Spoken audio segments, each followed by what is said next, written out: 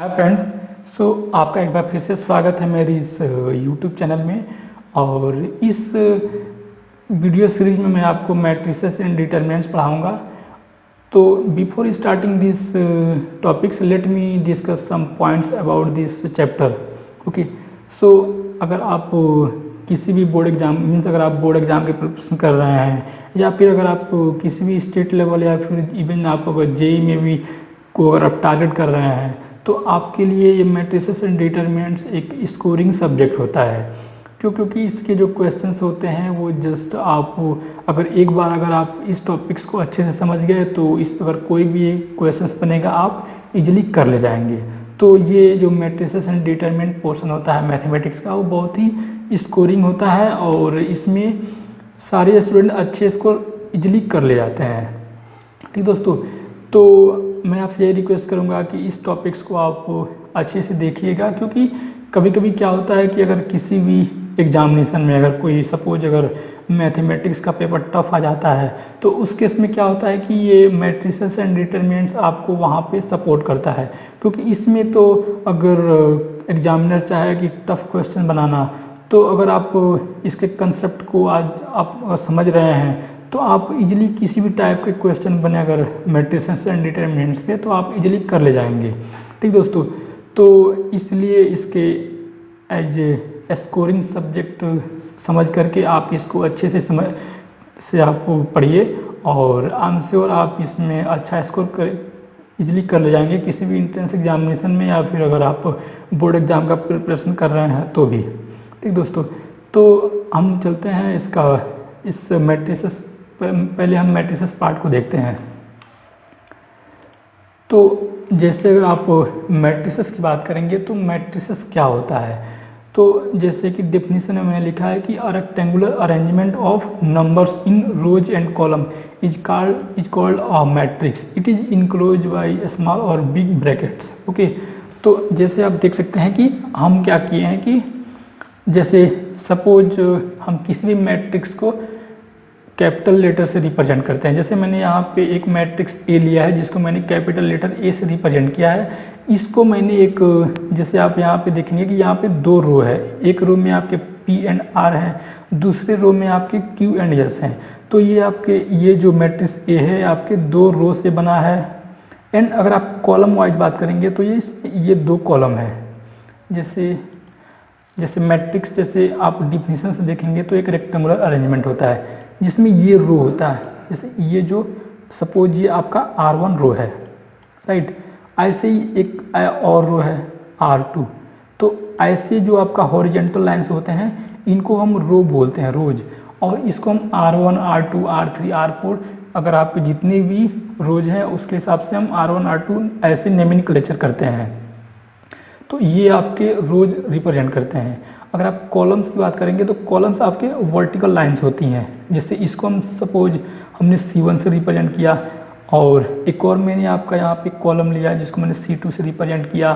और भी जैसे अगर नंबर ऑफ कॉलम से डिपेंड करता है कि आप कितने नंबर ऑफ कॉलम्स है उस मैट्रिक्स में। ठीक है, तो ये आपके रोज होता है जो कि हॉरिजॉन्टल लाइन है, ये आपका कॉलम होता है जो कि आपका वर्टिकल लाइन है। ठीक, तो ऐसे मीन्स अगर सपोज हमने एक रो बनाया है ऐसे और हमें इसमें एलिमेंट्स को फिट करना है, तो आप अगर सपोज एक एलिमेंट को यहाँ पे फिट करते हैं, एक एलिमेंट को यहाँ पे फिट करते हैं, एक एलिमेंट को यहाँ पे फिट करते हैं और एक एलिमेंट को आप यहाँ पे फिट करते हैं, तो आप इजीली देख पाएंगे कि आपके 4 एलिमेंट्स इसमें आ गए। अगर आप देखेंगे तो आपका ये दोनों जो एलिमेंट हैं ये एंड ये आपके फर्स्ट रो में है, मीन्स R1 में है, R1 में। और ये जो आपके जो नीचे वाले जो दो एलिमेंट है वो आपके R2 रो में है, राइट। और ऐसे अगर आप वर्टिकली देखेंगे तो आपके ये एंड ये आप मेरे कर्सर देख पाएंगे। ठीक है, तो आपका ये एंड ये आपका C1 है, मीन्स ये आपका कॉलम C1 की एलिमेंट है, राइट। और ऐसे ही आपका ये एंड ये आपके C2 की एलिमेंट है। ठीक दोस्तों, तो आई होप आपको ये सिस्टमेटिक आपको समझ में आया होगा कि हम एलिमेंट्स को एक रेक्टेंगुलर फॉर्म में कैसे रिप्रेजेंट करते हैं। ठीक, और हम रेक्टेंगुलर इसको इसलिए बोल रहे हैं क्योंकि यहाँ पे सपोज आपका कोई एक और कॉलम है, सॉरी एक और रो है, ठीक, और ये आपके, तो आप यहाँ पे अगर देखेंगे कि अगर आप कुछ एक एलिमेंट को यहाँ पे फिट करते हैं, एक एलिमेंट को यहाँ पे फिट करते हैं और इसको आप R3 लेते हैं, तो आप देखिएगा कि आपके कॉलम्स तो दो ही हैं, means C1 and C2, but आपके रोज कितने हैं, R1 R2 and R3, means 3 रो आ गए आपके, और ये एलिमेंट आ गया और एक ये एलिमेंट आ गया। तो आप देख पाएंगे कि आपके फिर एलिमेंट्स कितने हो गए, 1 2 3 4 5 6, मीन्स ये आप अगर देखेंगे तो ये आपका एक तरीके से रेक्टेंगल को शो करता है। क्यों? क्योंकि इसमें 3 रो हैं एंड 2 कॉलम है, means number of rows is not equal to number of columns, so it is showing a rectangular, right. ऐसे ही आपके 3 कॉलम हो सकते हैं, 2 रो हो सकते हैं, तो वो भी आपका एक रेक्टेंगुलर होता है। तो जब भी आपका number of rows is not equal to number of columns, तो उस केस में आपका एक रेक्टेंगल बनता है। अगर सपोज आपके number of rows is equal to number of columns है, तो वो आपका एक स्क्वायर मैट्रिक्स होता है, ठीक दोस्तों। तो आई होप आपको एक मैट्रिक्स जो एक रेक्टेंगुलर अरेंजमेंट ऑफ नंबर्स जो कि रोज एंड कॉलम में हम उसको अरेंज करते हैं, ये आपको समझ में आया होगा कि हम एलिमेंट्स को कैसे इसमें फिट करते हैं, कैसे अरेंज करते हैं। जैसे आप यहाँ पे देख सकते हैं कि एक मैंने मैट्रिक्स ए लिया है जिसके 4 एलिमेंट्स हैं PRQS। तो इसमें आप देख सकते हैं कि 2 रो है, एक ये रो है और एक ये रो है, और इसमें 2 कॉलम, एक ये कॉलम है एक ये कॉलम है। तो आप इसमें देख सकते हैं कि इसमें number of rows equal to number of columns, तो फिर अगर number of row equal to number of column है तो इट मीन्स ये आपका एक स्क्वायर मैट्रिक्स है, ठीक दोस्तों। और एक मैंने ये दूसरा एग्जांपल लिया है कि सपोज एक मैंने मैट्रिक्स बी लिया है, तो इसमें भी मैंने क्या किया है कि इसमें अगर आप देखेंगे तो आप इसमें 3 रो मिलेगा, एक ये रो एक ये रो एक ये रो, मीन्स एक फर्स्ट रो R1 है, second R2 and third one is R3, right.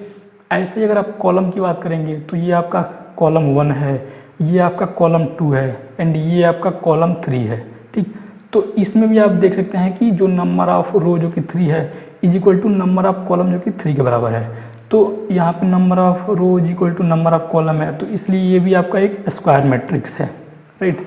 अब ये मैट्रिक्स आप सी को देखिए, तो इसमें आपके 2 रो दिखेंगे, एक रो में आपके 1 2 3 हैं, दूसरे रो में आपके 4 5 6 है, मीन्स एक रो R1 है दूसरा रो R2 है, राइट। बट अगर आप कॉलम की बात करेंगे तो एक ये आपका कॉलम बनेगा और एक ये आपका कॉलम बनेगा और एक ये आपका कॉलम बनेगा। तो यहाँ से आप देख पाएंगे कि आपके यहाँ इस मैट्रिक्स सी में आपके 2 रो हैं एंड 3 कॉलम्स हैं। तो यहाँ पे आपके number of row is not equal to number of columns, तो इसलिए ये आपका एक रेक्टेंगुलर मैट्रिक्स बना है। तो ठीक दोस्तों, तो आई होप एक मैट्रिक्स क्या होता है, आई होप आपको समझ में आया होगा।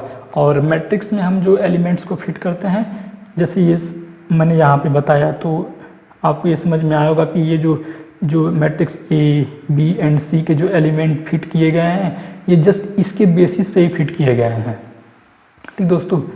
अब हम चेक करते हैं कि ऑर्डर ऑफ मैट्रिक्स, मीन्स कोई मैट्रिक्स दिया रहता है तो उसका ऑर्डर क्या होता है। तो जैसे कि आप मैट्रिक्स ए की बात करेंगे तो इसमें आपका नंबर ऑफ रो कितना है, 2 है, R1 and R2, and number of columns कितने हैं, 2 है, एक C1 एक C2 है। तो अगर इस मैट्रिक्स ए की बात करेंगे तो इसमें number of row into number of columns, means एक एक केस में क्या होगा, 2 क्रॉस 2, राइट। तो ऐसे ही हम, जैसे सपोज ये आपका एक मैट्रिक्स ए है, इसमें नंबर ऑफ रो m है cross number of column n है, ठीक। तो ऐसे हम किसी भी मैट्रिक्स को ऐसे रिप्रेजेंट करते हैं कि एक मैट्रिक्स ये है, इसमें m नंबर ऑफ रोज हैं and n number of columns हैं। तो इसमें जो m क्रॉस n है ये आपका ऑर्डर ऑफ मैट्रिक्स कहलाता है। मीन्स हम, जैसे कि सपोज आप इस ए को ले लीजिए, अगर आपको ए को पता करना होगा कि ए का ऑर्डर क्या है, तो आप इजीली ये कह सकते हैं कि ए जो है वो 2 क्रॉस 2 का मैट्रिक्स है। मीन्स क्यों, क्योंकि ए में नंबर ऑफ रोज कितने हैं, 2 है, एंड नंबर ऑफ कॉलम्स कितने हैं, 2 है।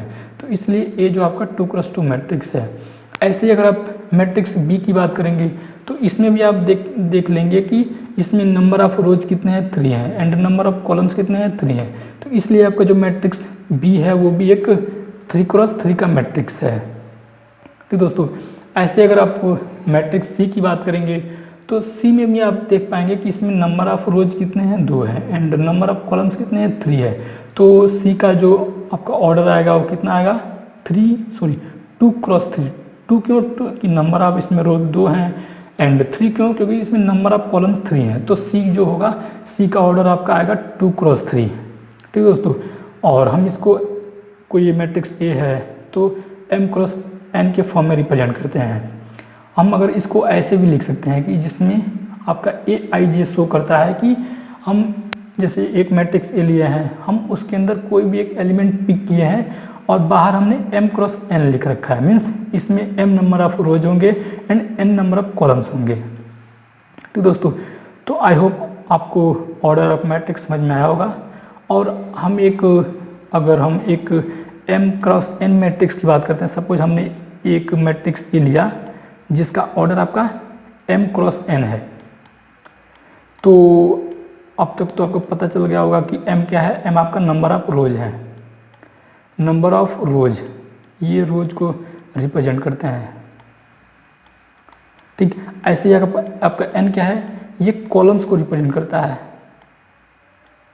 ये आपका कॉलम्स होता है। ठीक, तो अगर हमने कोई एक मैट्रिक्स ए लिया है जिसमें m नंबर ऑफ रोज हैं and n number of columns हैं, तो इसको हम ऐसे रिप्रेजेंट करते हैं, क्योंकि इसमें हमने a11 फर्स्ट प्लेस पे होगा, देन आपका कुछ और एलिमेंट्स होंगे, और जो फर्स्ट रो में जो लास्ट एलिमेंट होगा वो a1n होगा। राइट, ऐसे ही फर्स्ट कॉलम में जो लास्ट एलिमेंट होगा वो am1 होगा, ऐसे ही आपका जो लास्ट एलिमेंट होगा वो amn होगा। ठीक, तो अगर आप इस मैट्रिक्स ए में नंबर ऑफ एलिमेंट्स कितने होंगे तो आप इजीली चेक कर पाएंगे कि आप देखेंगे कि सपोज आप फर्स्ट रो पिक करते हैं, तो फर्स्ट रो में आपके कितने एलिमेंट है, n एलिमेंट क्यों है, क्योंकि means n number of columns है इसलिए, तो फर्स्ट रो में n एलिमेंट है।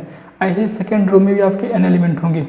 तो अगर आपको फाइंड आउट करना होगा कि इस मैट्रिक्स ए में टोटल नंबर ऑफ एलिमेंट्स कितने हैं, तो आप इजीली कह पाएंगे कि टोटल नंबर ऑफ जो एलिमेंट्स है वो mn है, means mn total number of elements होंगे इस मैट्रिक्स में। ठीक,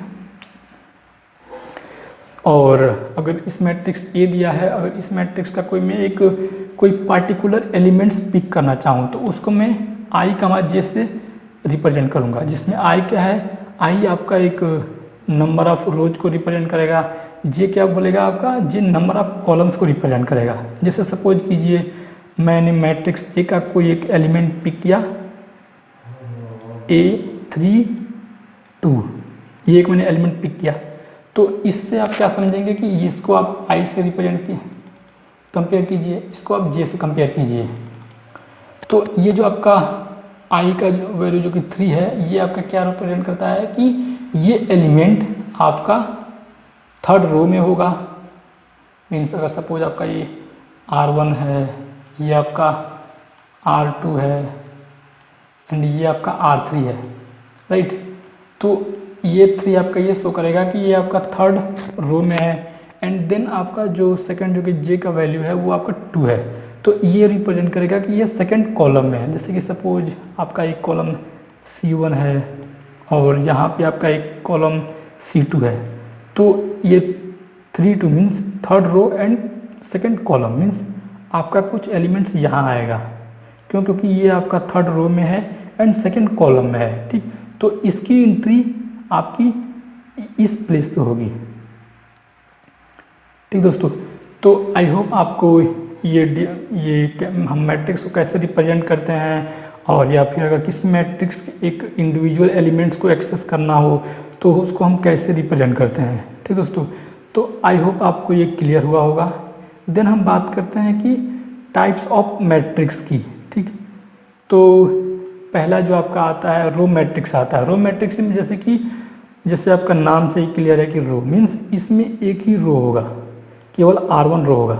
अब इसमें कॉलम्स कितने भी हो सकते हैं, बट आपका इसमें एक ही रो होगा, मीन्स एक R1 रो ही होगा, बाकी नंबर ऑफ कॉलम्स डिफरेंट हो सकते हैं। जैसे मैंने इसका एक एग्जांपल लिया है कि सपोज ये आपका मैट्रिक्स है जिसमें आप इजीली चेक कर पाएंगे कि एक रो है जिसमें 3 कॉलम है। एक फर्स्ट कॉलम में आपका 1 है, सेकंड कॉलम में आपका 2 है, थर्ड कॉलम में आपका 3 है।